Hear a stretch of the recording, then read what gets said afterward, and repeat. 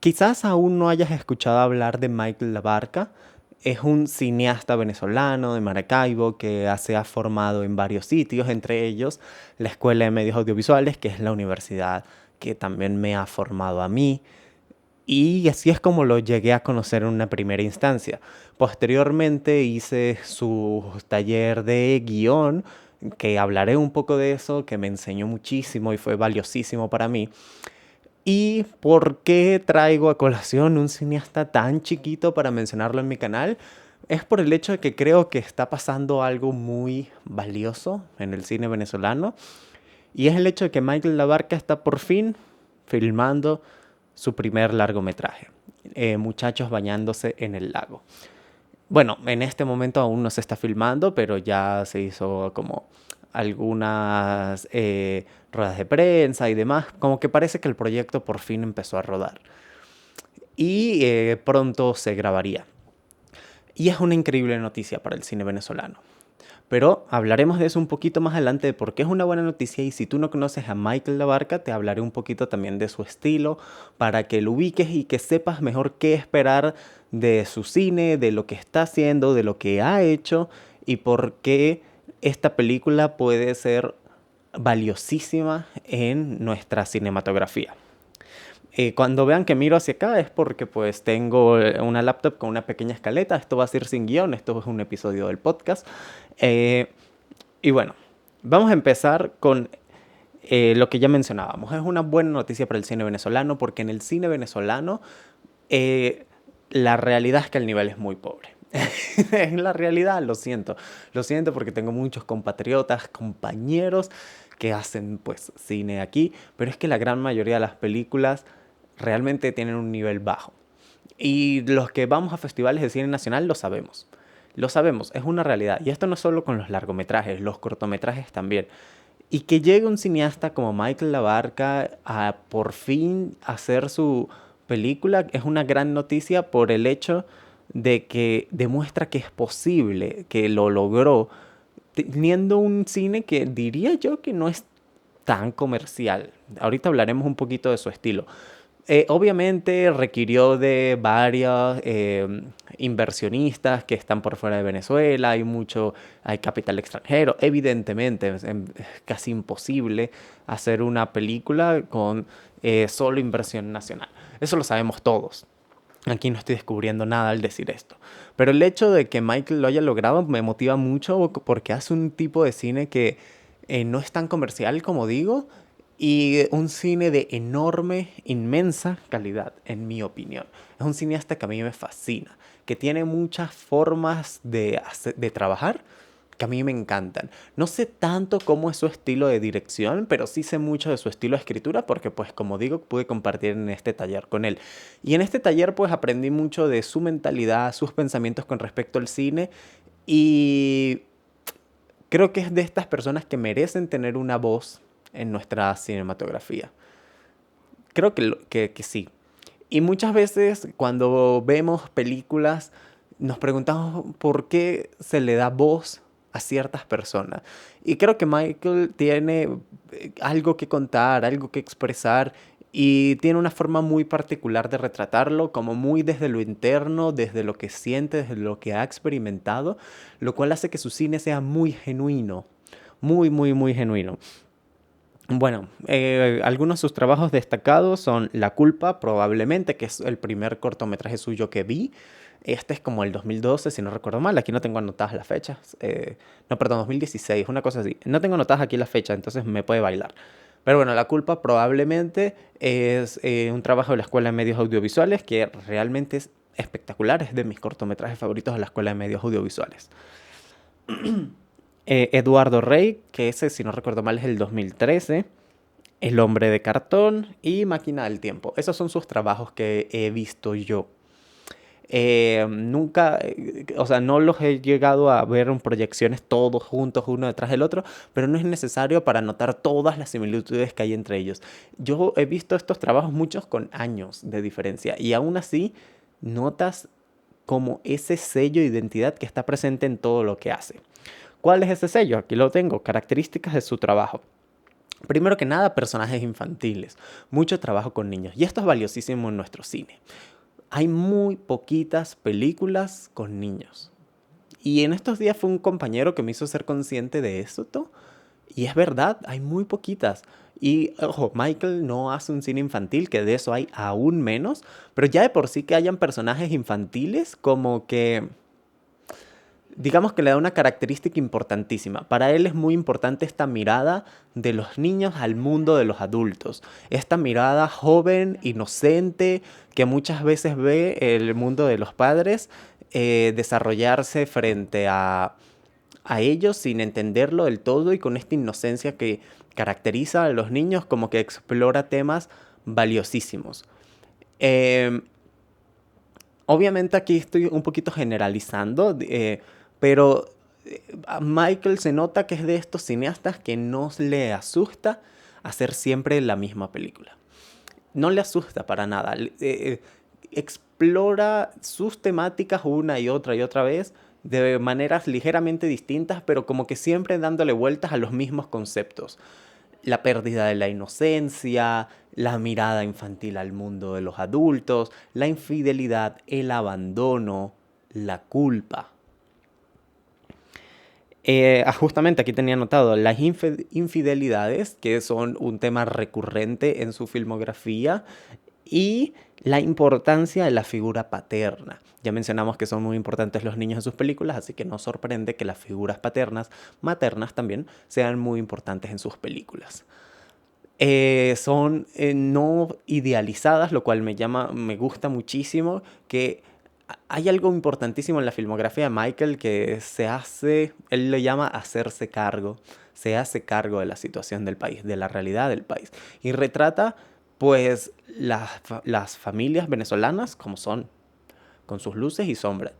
Y hace una crítica, o bueno, no sé si una crítica, porque no hace un cine como tan directo en ese sentido. Él pone los temas ahí, tú los interpretas, los lees a tu manera, pero sí creo que hay un cuestionamiento a las figuras paternas y el rol que tienen en nuestra familia, especialmente con los más jóvenes, los más chicos. Son narrativas sin un cierre claro o un clímax, digamos, muy potente. Esto no significa que no tengan punch emocional, porque por supuesto que lo tienen. Todas las películas de Michael Labarca que yo he visto, sus cortos, creo que tienen la capacidad de moverme la fibra. Y en ese sentido, pues lo encuentro también muy valioso, como que no es un cine mamador y ya, donde apreciativo y listo. Sí, es un cine que por muchos momentos tiene planos muy largos, que puede ser un poquito lento, pero es muy emocional. Tiene mucho punch emocional, como que tiene esta capacidad para movernos la fibra de formas no tan obvias, y eso me parece maravilloso. No necesita cortar un primer plano, no necesita ponerte una música dramática, pero lo que sí es cierto es que sus películas no tienen un clímax como muy obvio.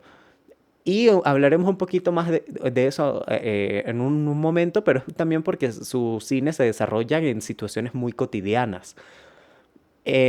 Y no tienen un cierre muy claro, muy climático. Normalmente son conflictos que no se resuelven, que la película termina normalmente casi de maneras abiertas, con un conflicto que entendemos va a continuar, como la vida misma.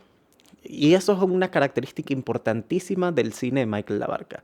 Se sienten como la vida misma, muy naturales, con formas de hablar muy de aquí, con formas de mirar como muy interesantes a la cotidianidad. Es un cine muy cotidiano en ese sentido, hace mucho slice of life. Ahorita hablaremos un poquito más de eso, pero así como la vida misma no tiene un cierre definitivo, sus películas tampoco. Y eso me parece una característica muy importante de su cine. Aquí tengo más cosas anotadas. Eh, claro, como filma ya hemos mencionado cositas de esto entre las cosas que decíamos, pero bueno, muchos eventos cotidianos. Sus guiones involucran muchos eventos cotidianos. A él le interesa mucho la cotidianidad en todo sentido. ¿Cómo hablamos? ¿Cómo son esos espacios? ¿Cómo se escuchan? Tiene un estilo naturalista, en cierto modo. Eh, Formas de encuadrar la cámara que nos hacen notar claramente el espacio, planos abiertos, mucho plano fijo, muy poquitos movimientos de cámara. eh, y combinado con este estilo naturalista que sí utiliza luz artificial, no solo luz natural, pero que hace ver a los espacios como muy naturales, no tan idílicos, no tan idealizados, no como... No vas a ver una película de Michael Labarque y pensar, uff, parece una película de Hollywood. Es otra cosa. Y él quiere que sea otra cosa, que eso es lo importante. Entonces, bueno, está muy interesado, pues, como en lo que digo, esto de la cotidianidad, de eventos del día a día y cómo estos eventos nos marcan para siempre. Cómo estos eventos del día a día moldean quiénes somos. Y ahí vuelvo a algo muy importante que mencionaba antes, que es la mirada infantil, la mirada de los niños. Porque muchas veces lo que nos hace preguntarnos estas películas es qué va a pasar con estos chicos cuando crezcan, con esas experiencias, qué se quedan de esto, qué les queda, qué les deja el haber vivido estas experiencias. Y eso me parece valiosísimo en su cine, que te hace preguntarte cosas sobre sus personajes, sobre estos personajes ficticios, nos hace pensar qué será de ellos una vez que crezcan. Porque como digo, casi siempre protagonistas infantiles. Bueno, obviamente, diálogo realista, en línea con todo lo que ya hemos hablado. Pero quise detenerme aquí porque Michael, en serio, creo que logra diálogos muy naturalistas en cómo se saludan los personajes, los gestos que hacen, como ese estilo en las actuaciones. No sé qué tan cerrado trabaja él con los guiones o qué tanta libertad le da a sus actores, pero mucho diálogo realista con expresiones de acá, formas de hablar de acá. eh, no le tiene miedo a lo coloquial. Y todo, si ven, si notan, todo su cine va como en esta misma línea. Y por eso hay algo importantísimo que quería destacar aquí, que es la representación nacional en su cine. Es valiosísimo lo que hace Michael en su cine al mostrar nuestros espacios como son. Hacernos entender que hay otras maneras de hablar, que no existe solo el acento caraqueño, que hay otros colores, otros sonidos, otras costumbres. Y mucho como, digamos, no sé si rechazo, pero como que mucho de diferenciarse del cine de Hollywood. Y esto también lo sé mucho por el taller que hice con él, donde él insistía mucho en esta idea de nosotros estamos tan acostumbrados a las formas de contar de allá que no hemos encontrado nuestras propias maneras de narrar. Entonces se nos inculca mucho estas narrativas de los tres actos y el viaje del héroe, que son, digamos, fórmulas que están agotadísimas, agotadísimas. ¿Y qué pasa con encontrar nuestras propias maneras de contar historias? Esto es algo que le apasiona mucho y que eh, obviamente se nota en su trabajo un montón. El hablar de los problemas de aquí, de nuestros conflictos con nosotros, con nuestros espacios, con nuestros acentos, sin avergonzarse de lo que somos. Y en el cine venezolano muchas veces, y yo lo he notado muchísimo porque estudio en una universidad de cine, entonces hablo mucho con futuros cineastas y cineastas en general.